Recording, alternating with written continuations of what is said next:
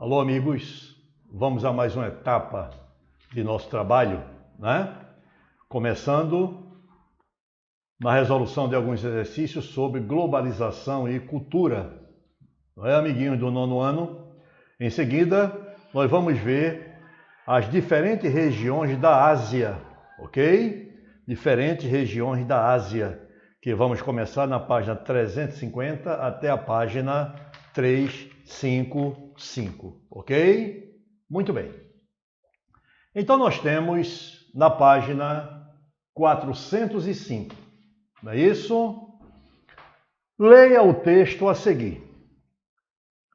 O que o texto quer dizer com o termo invisibilidade dos imigrantes? Vamos fazer a leitura do texto, né? O pesadelo de migrar sem documentos é por si só terrível, e a isso se agrega o fato de ser vítima do tráfico.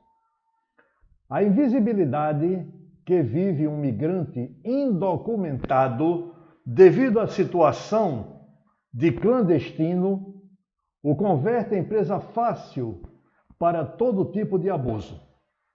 Migrantes sem documentação são explorados no país de trânsito, destino e retorno em trabalhos forçados, em fábricas, no campo, no serviço doméstico, na manufatura, na economia informal, na mendicância, sem nenhum respeito por seus direitos humanos e trabalhistas.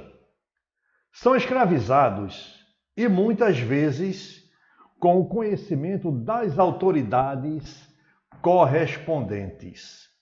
É muito fácil o entendimento disso daí quando eu colocar para vocês a resposta da pergunta A, questão número 1. O que o texto quer dizer com o termo invisibilidade dos imigrantes? Olha, gente, o texto ele diz taxativamente que o fato desses elementos estarem sem nenhum documento, eles são pessoas que vivem clandestinamente no país. Por tal razão, amigos, eles são vulneráveis. Vulneráveis a atitudes ou gestos que são realmente intolerantes. Por quê? Não pode aparecer para a justiça. Como é que eu posso estar em um país sem documento, né? E vou aceitar me expor a ser procurado pela justiça para algum ato que eu tenha cometido, até mesmo por estar sem documentação naquele país? Ele não pode ser registrado em trabalhos legais. Eles passam a ser explorados de maneira variáveis. Eles são vulneráveis. Além de não poder aparecer para a justiça, esses outros fatores negativos de não poder ser registrado. Ora, não podendo ser registrado em trabalhos legais, a mão de obra dele é explorada em os mais diversos tipos de serviço, sem uma remuneração digna, sem uma remuneração adequada àquilo que ele faz. Muitas vezes é um profissional de alta competência que não teve oportunidade em seu país de origem, mas vai se sujeitar a trabalhar clandestinamente em outro país que não é o seu. Ok? Muito bem, está respondido. Aí vem a pergunta B. A pergunta B é a seguinte: de acordo com o que você estudou, por que as pessoas se sujeitam à situação de migrarem clandestinamente? Gente, o que é que leva o elemento a migrar clandestinamente? Né? São vários tipos de insatisfação. Entre elas, é claro, essa é primordial: obterem no país para onde ele resolve ou que escolheu para se fixar condições de vida melhores, oportunidade de trabalho mais digno. E como se não bastasse, para fugir de situações de pobreza, de guerra. Uma guerra normalmente impele o elemento a migrar, a procurar áreas que tenham maior segurança, né? Em relação àquela que havia em seu país, que estava envolvido em um conflito militar, em um conflito bélico, né? E até mesmo de catástrofes naturais, terremoto constante, erupção vulcânica, como aconteceu recentemente, né, com o Haiti, um país centro-americano. Eu falei até na aula passada, né, sobre isso para os alunos do 8º ano, ok? Muito bem. Então fica respondido o seguinte, que é para terem melhores condições de vida, ou melhores oportunidades de trabalho, e também para fugirem de situações de pobreza e de guerra em seu país de origem, ou mesmo de catástrofes naturais, que lhes impõem muitas dificuldades. Então, o elemento é impelido a migrar, a abandonar a sua região, ok? Ou seu país. A pergunta C é uma pergunta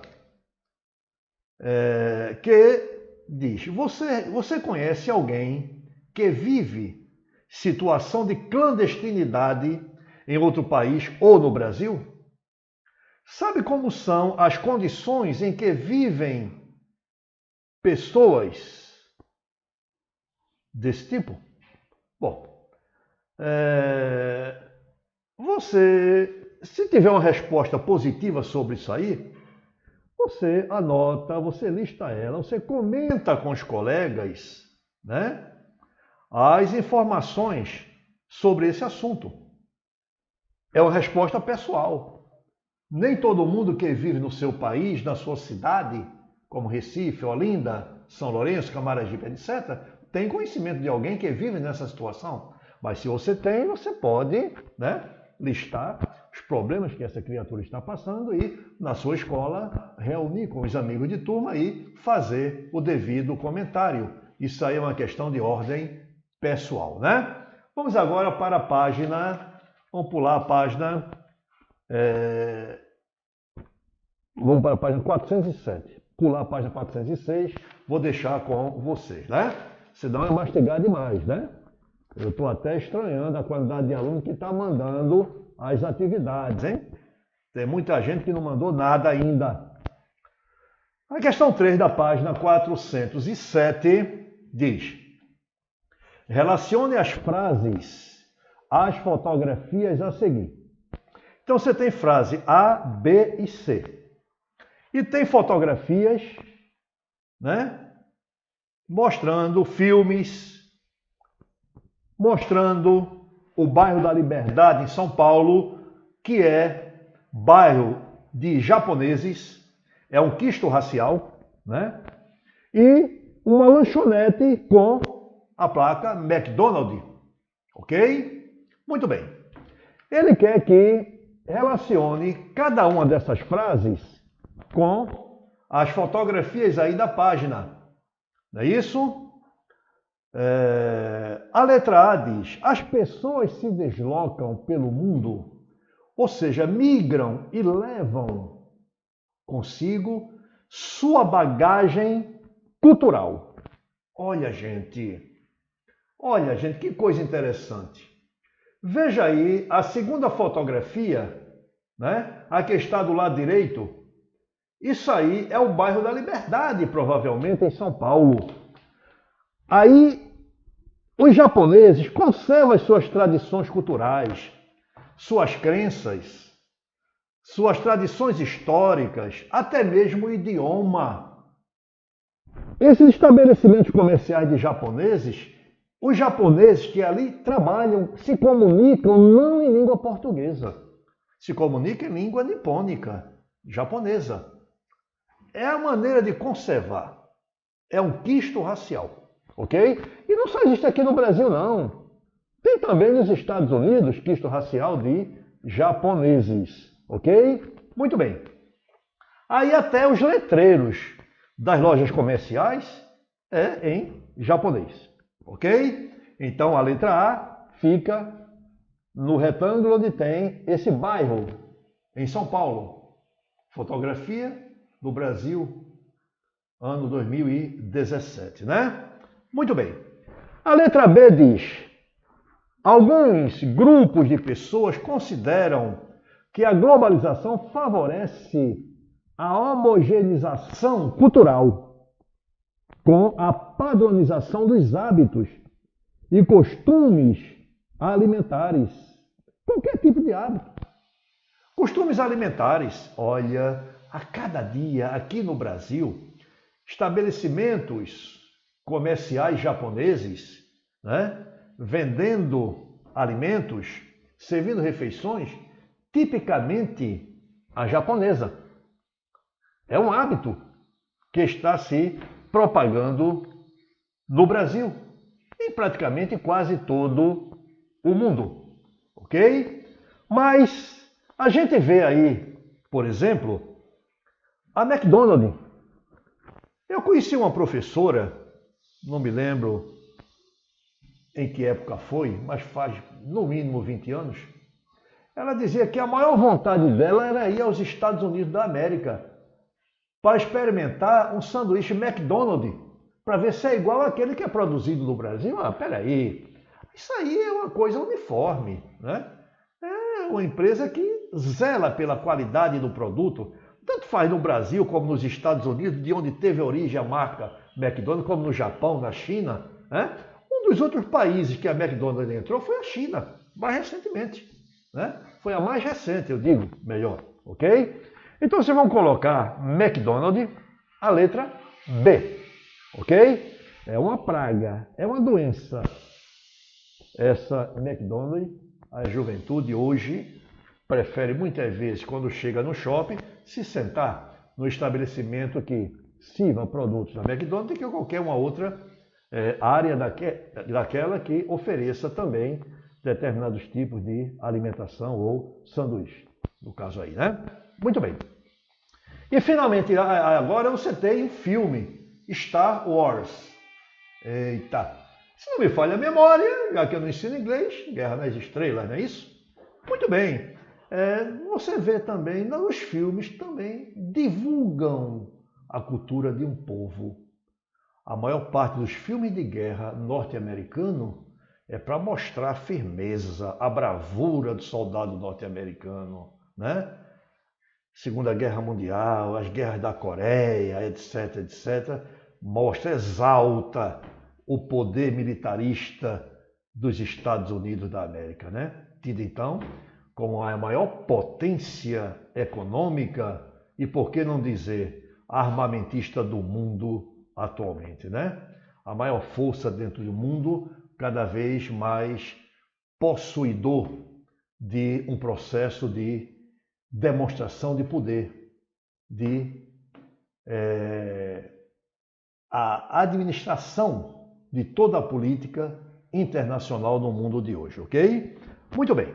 Então ficou filmes, né? Star Wars, letra C.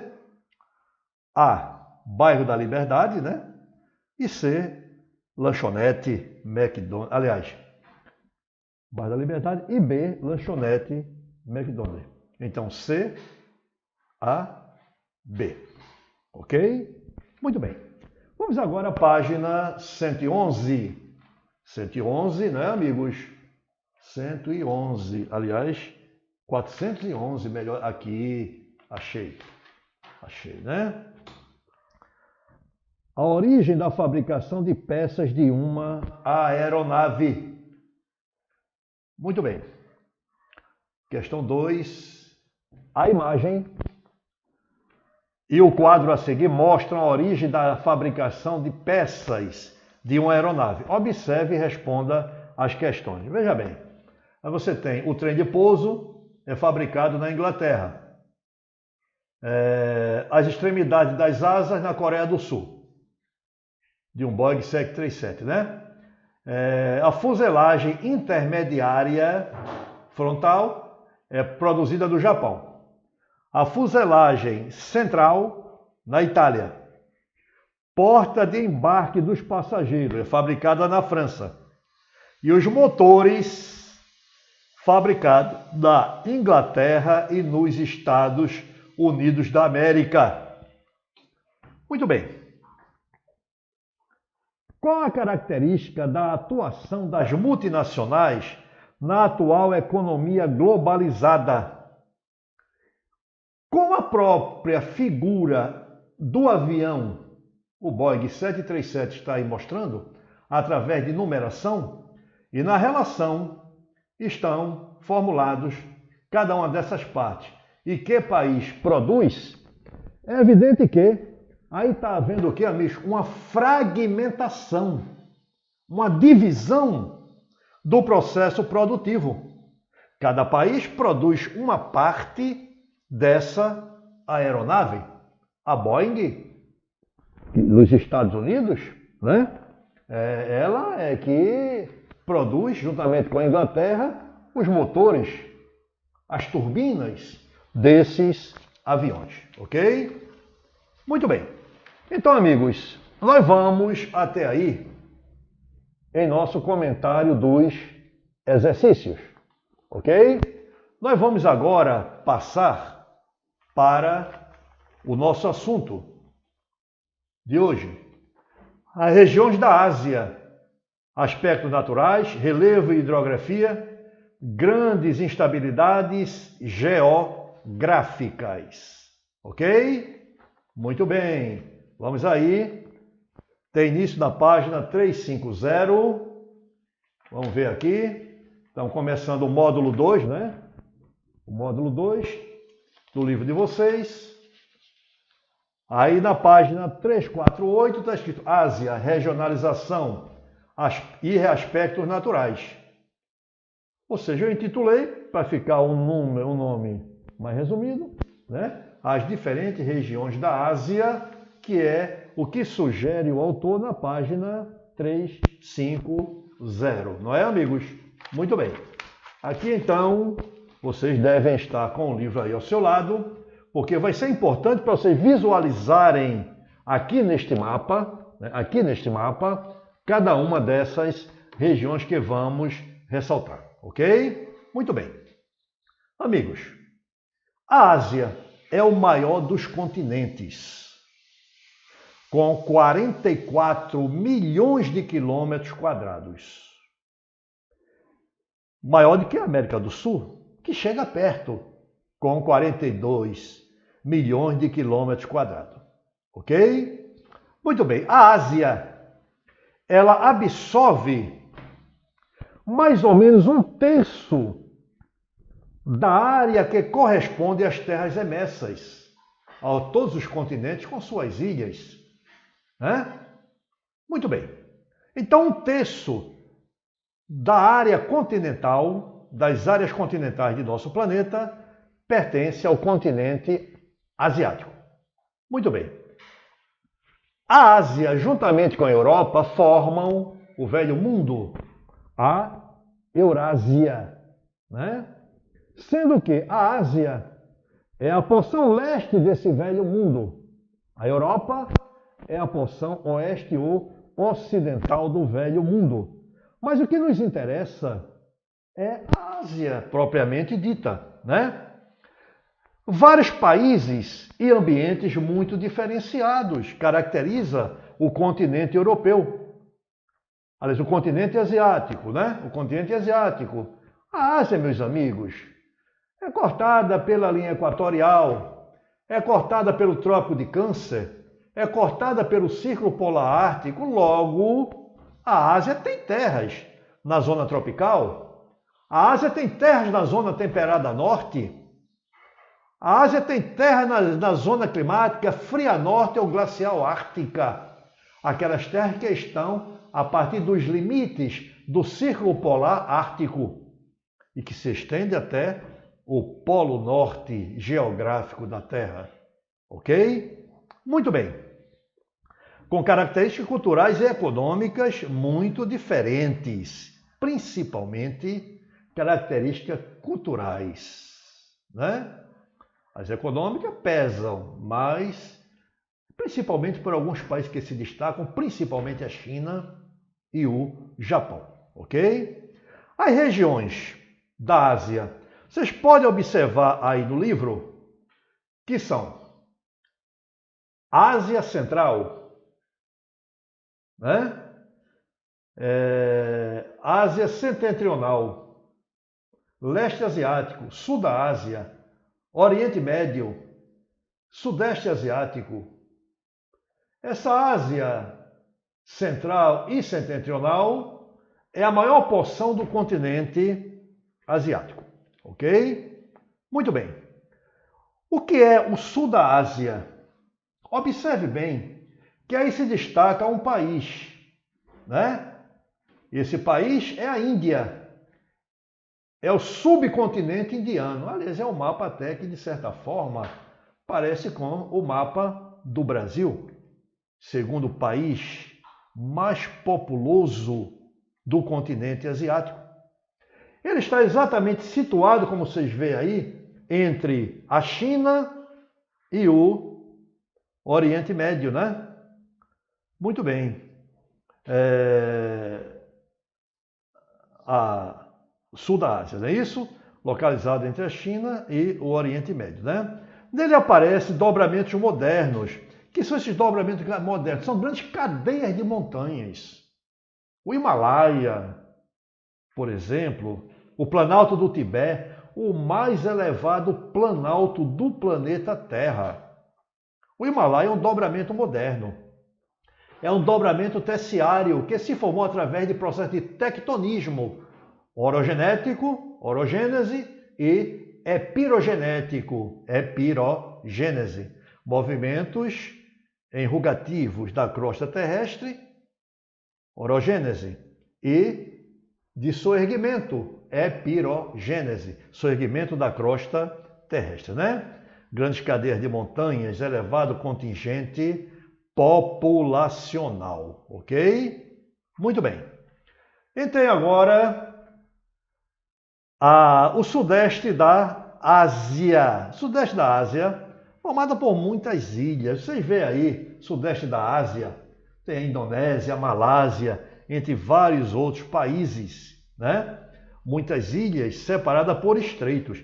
Esses estreitos servem como rotas de navio gigantesco, que encurta a distância entre o sul da Ásia e o Japão, entre o sul da Ásia e as duas Coreias, entre o sul da Ásia e o litoral da China, facilitando o comércio, até mesmo facilita a questão do transporte de petróleo para o Japão. O Japão é um país carente de recursos energéticos, petróleo, gás natural, recursos minerais como ferro, manganês, que o Brasil é um grande fornecedor desses produtos para a economia nipônica, ok? Muito bem. Então, o sudeste da Ásia é uma região que ela está entre o Oceano Índico ao sul e o Pacífico a leste, ok? A Península da Indochina se inclui nesse contato. O Sudeste Asiático está exatamente aí representado no mapa, que está ao lado de vocês, como está aqui ao meu lado, na coloração laranja. Veja que essa região do Sudeste Asiático, olha aí, a linha do Equador, paralelo 0 grau. Ok? Muito bem. Gente, temos agora o leste da Ásia, a China. Maior país do continente asiático. A China é o maior país do continente asiático, conforme vocês podem ver aí, ok? A Península da Coreia, veja aí a Península da Coreia, né? Lá em cima, essa partezinha aí, que é dividida em Coreia do Norte e Coreia do Sul. Uma grande nação em estado de desenvolvimento econômico e social, né? Muito bem.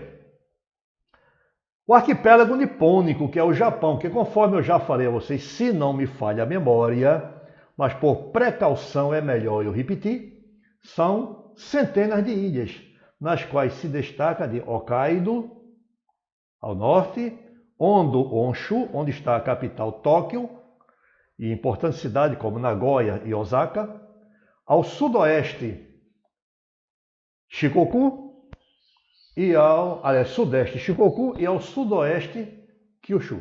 Aliás, Hondo, Honshu, Shikoku, Kyushu. Kyushu ao sudoeste. O nome é tão complicado que às vezes o professor é capaz até de confundir, não é verdade? Imagine vocês, não é, gente? Pessoal, é sabido que uma grande potência que despertou ou acelerou o seu processo de influência internacional, de manipular de várias maneiras o comércio internacional é a China. Por isso, a China, geopoliticamente, desperta interesse sobre todo o continente asiático. Ela preocupa até mesmo o resto do mundo. Ela chega até a incomodar a economia como os Estados Unidos da América. Ela já chegou a boicotar, o ano passado, a economia norte-americana.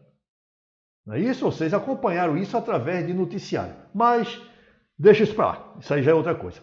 E temos agora a Ásia Central e Setentrional. Atenção, a Ásia Central, extensa porção de terra leste-oeste.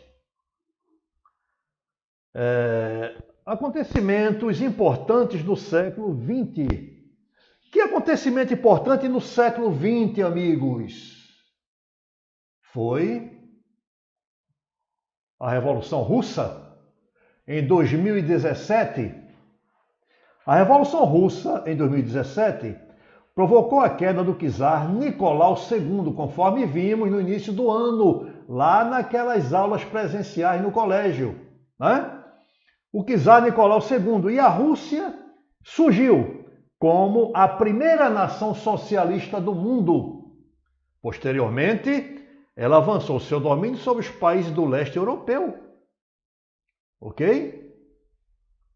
Posteriormente, ela passou também a dominar vários outros países asiáticos, aliás, europeus, que anexaram a dominação soviética, formando, em 1924, a União das Repúblicas Socialistas Soviéticas, formada por 16 repúblicas: a Rússia, a Letônia, a Estônia, a Lituânia, a Quirguízia, Uzbequistão, Cazaquistão, Turcomenistão, Bielorrússia, República da Armênia, não me lembro mais nem quantas eu já disse, né? Mas a Rússia sozinha é a parte mais extensa dessa parte aí que fazemos referência, Ásia Central e Setentrional. A Rússia é tão extensa, o extremo leste da Rússia, que é banhada pelo Oceano Pacífico, onde aí está uma importante cidade portuária, Vladivostok. Quando é 6 horas em Vladivostok da manhã, um dia nascendo, em Moscou, a parte russa europeia, são 18 horas. São 12 horas de diferença de uma localidade, de um extremo leste, para a parte oeste da Rússia. É o país de maior extensão longitudinal, ou seja, sentido leste-oeste, sentido dos paralelos, né? Muito bem. Então eu tenho uma extensa porção de terra leste-oeste, né? Acontecimentos importantes, como aconteceu no século XX, esse foi um deles, né? A Revolução Russa, que eu falei, de 1917. Formação da União Soviética em 1924. Estou só repetindo. Sua dissolução se deu em 91, né? Fez surgir algumas repúblicas independentes, né? Entre elas, as 3 primeiras foram as repúblicas bálticas da Letônia, da Estônia e da Lituânia. E, finalmente, o Oriente Médio. Meus amigos, o Oriente Médio é uma área importante, né? Na produção e no comércio de petróleo. Tanto é que o Oriente Médio é rota obrigatória dos superpetroleiros, né? Que abastece o sul da Europa, passando pelo Estreito de Bab el-Mandeb, Mar Vermelho e o Canal de Suez. A rota mais curta para abastecer a Europa com o petróleo produzido no Golfo Pérsico, né? Mas também aí é rota de petroleiros para seguir em direção ao sul da Ásia e atingir o Japão, que é o principal comprador desse petróleo, ok? E também do gás natural, né? Nessa área, a gente já viu esse ano que se destacam religiões como o judaísmo, o cristianismo e o islamismo. Essa área é um palco importante, muito grande de conflitos e atividades de organizações extremistas, né? E muitos chamam de atentados, né? Entendam como vocês acharem melhor, né? Muito bem. Com relação aos aspectos naturais do continente asiático, ela está ligada à Europa por uma grande faixa de terras, né? E ela fica separada da África, eu não diria tanto ligada, essa força de expressão, né? Mas é separada da África pelo Mar Vermelho, que pelo Estreito de Bab el-Mandeb ela se comunica com o sul da Ásia e pelo Canal de Suez, o Mar Vermelho se comunica com o Mar Mediterrâneo, né? Muito bem. Ao leste, a Ásia se limita com o Oceano Pacífico, ao sul com o Oceano Índico, ao norte com o Glacial Ártico. O norte da Rússia é totalmente banhado pelo Glacial Ártico. Ou seja, o litoral norte da Rússia é banhado por este Oceano Glacial Ártico. O terceiro maior, aliás, o quarto maior dos oceanos em nosso planeta, né? A oeste, os Montes Urais, que aliás eu diria até que os Montes Urais é a unidade do relevo que divide a Rússia asiática, maior parte do território russo, da Rússia europeia. A Rússia europeia é a parte russa a oeste dos Montes Urais. Então a Rússia tem terras ao mesmo tempo na Ásia e na Europa, né? Muito bem. Montes Urais é a Cordilheira do Cáucaso e os mares Cáspio. Olha, o Mar Cáspio é um importante mar entre a Ásia e a Europa. É onde desaguam importantes rios europeus e asiáticos. O Mar Negro, outro importante rio também, aliás, outro importante mar também daquele continente, separando a Ásia da Europa. O Mar Mediterrâneo, que também separa, ok? Em seguida você tem o Mar Vermelho e o Canal de Suez, como eu já falei, ok? Então vocês veem essa foto dessa paisagem na página 352. Legal? Muito bem.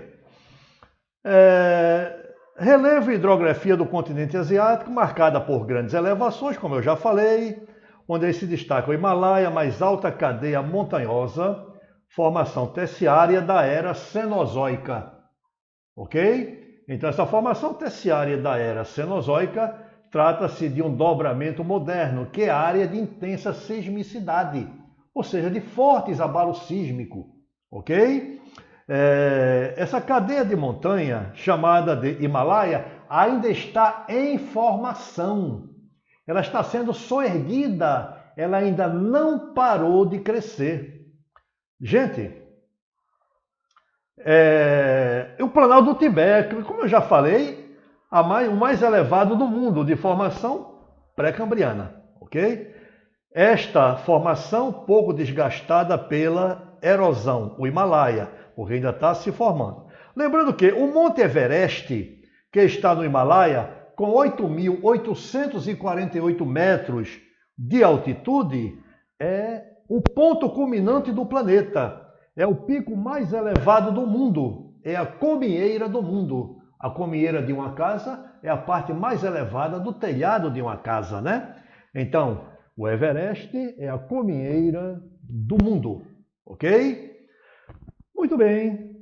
Planícies as mais variadas, muito férteis, litorâneas, no norte da Ásia, ou seja, na Rússia, não é isso? Litorâneas. Vocês têm outras planícies de solo muito férteis. A Mesopotâmia, a região do crescente fértil entre os rios Tigre e Eufrates. Não é isso? A região da Mesopotâmia. A planície Indo-Gangética na Índia, banhada pelo rio Indo e o rio Ganges. Daí porque planície Indo-Gangética. A planície Siberiana na Rússia. Eita, coisa fabulosa. Eu gostaria de um dia poder conhecer. Né? É uma área que se mantém coberta de gelo durante 6 meses do ano, praticamente. Os rios que atravessam essa região estão sujeitos ao congelamento das águas. Eles não são excelentes para a produção de energia hidrelétrica. Primeiro, por quê? São rios de planície. Segundo, aos rigores do clima, de temperaturas muito baixas, as suas águas congelam durante certa época do ano. É muita água doce congelada. Ok? Muito bem. A região siberiana, ela vai exatamente dos Montes Urais, que divide a parte russa asiática da Rússia europeia, caminhando para leste, vai até o litoral da Rússia, banhada pelo Oceano Pacífico. Ok? Muito bem. Na cordilheira do Himalaia é uma espécie de divisor de água. Divisor de água, vocês sabem, já estudaram isso nos anos anteriores, que são linhas que separam água de bacias hidrográficas vizinhas. Então, essas partes mais elevadas do relevo, de onde partem determinados rios, são divisores de água. Assim como aqui na América do Sul, o Planalto das Guianas, onde nasce muito rio do Brasil, né? A Cordilheira dos Andes, onde nasce o rio Amazonas, né? O Planalto brasileiro, com suas divisões central, atlântico, meridional, são áreas em que tem origem, ou onde tem origem, muitas bacias hidrográficas do Brasil, né? Como eu falei antes, o Yangtze-Kiang é o rio azul, o Huanghe-Ho é o rio amarelo. Bom, aquela região que eu falei da Ásia, que é de grande estabilidade geológica, ela está integrada a uma área sísmica muito forte, muito acentuada. É o Círculo de Fogo do Oceano Pacífico.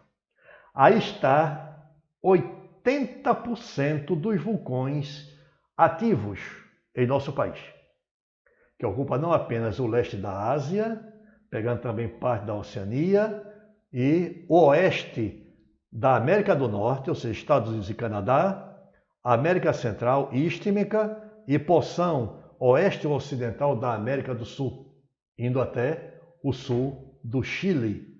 Tudo isso aí está integrado ao chamado Círculo de Fogo do Oceano Pacífico. Meus amigos, vocês têm apenas uma página para preparar ou responder esses exercícios. Eu gostaria que entregassem até quarta-feira no máximo. E notem bem, os que não enviaram nada ainda, procurem enviar. Tá certo? Porque para isso vai ser necessário que eu tenha para atribuir notas. Ok? Até a próxima oportunidade.